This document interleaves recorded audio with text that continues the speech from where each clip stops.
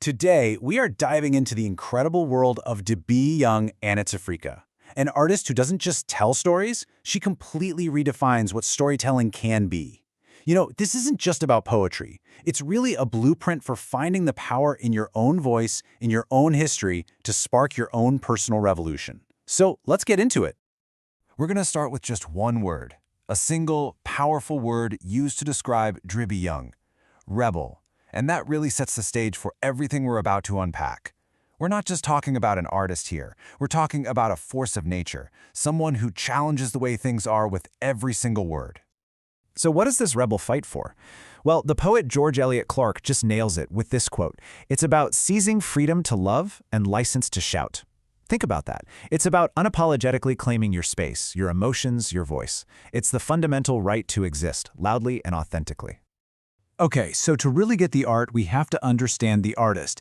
Let's dig into what makes this voice so unique, so revolutionary. And these descriptions, wow, they're so specific and so powerful. A Jamet, that's an outspoken, defiant woman. Or rating patois points to using Jamaican Nation language, not as slang, but as a political act of resistance. And Neo-Nanny of the Maroons, that directly links her to Nanny, the legendary freedom fighter who led formerly enslaved Jamaicans. This isn't just poetry, this is carrying on a legacy of resistance. So how does this incredible voice actually express itself? Well, it's through a really unique art form. And to understand its impact, we got to define what dub poetry even is. Right, so what is this stuff? This art form wasn't born in some quiet, stuffy classroom. No way. It came from the streets, from the real-life struggles and experiences of young people in Jamaica and England who were demanding to be heard. And here's the definition. Stray from the source. It's a whole mosaic of things. It's word, sound, power. It's this incredible fusion of performance, poetry, and what the artist calls politrics, which is like the politics of real lived experience. It's all rooted in reggae, but it's a genre that stands on its own, designed to challenge oppression. So let's break down its DNA. These four elements are absolutely key. First, language. It deliberately breaks from colonial English, using Jamaican patois to speak for the people. That's an act of self-leadership, choosing your own language. Second, musicality. It's got the heartbeat of reggae carrying the message. Third, political content. It doesn't just point out problems, it digs into injustice and actually proposes solutions. And finally, performance. It's an oral tradition, like the West African griot, the storyteller, connecting directly and spiritually with the community. And that idea of the griot, the storyteller, it's so important. This isn't just about performing. It's about a sacred responsibility that's been passed down for generations. It's about her story, not just his story. And Debbie Young makes this so clear. She says storytelling was taught to her by her mother, and her mother's mother, and her mother before her. Do you hear that? This isn't a career she chose, it's a legacy she inherited, a spiritual duty passed down from woman to woman. So what's the point of all this storytelling? Well, it's seen as an offering.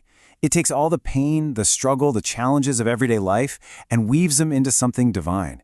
It becomes a way to find gratitude and healing and even celebration right in the middle of hardship. It's about transforming suffering into meaning.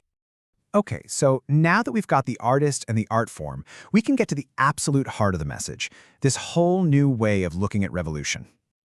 I want you to forget what you think you know about revolution for a second. The politics, the marches, the big manifestos. The source gives us this radical new idea, and it starts right here. True change, real revolution, is totally impossible without passion and spirit. It has to come from inside. And just look at what this kind of revolution includes. It's not just about the fight. It's love, and it's pain.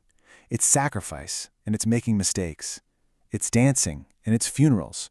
It's burnout, and it's forgiveness.